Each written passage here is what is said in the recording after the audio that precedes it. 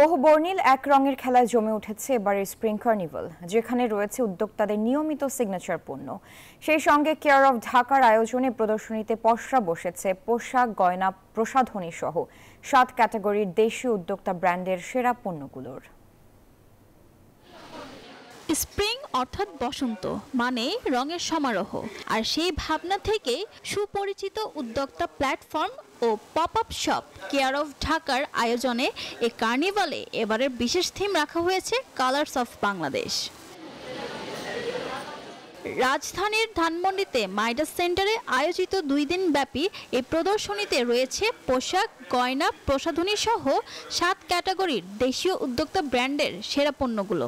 আমি আমার চোখে বাংলাদেশকে কেমন দেখি, আমি কেমন করে আমার বাংলাদেশকে মানুষের সামনে, বিশ্বের সামনে প্রেজেন্ট করতে চাই, সেই বিষয়টা তুলে ধরার জন্যই আমরা এবার থিম দিয়েছিলাম কালার্স অফ বাংলাদেশ। উদ্যোক্তারা বলেন, নিজ দেশের ঐতিহ্যকে জানাতেই তাদের এমন ভিন্ন উদ্যোগ।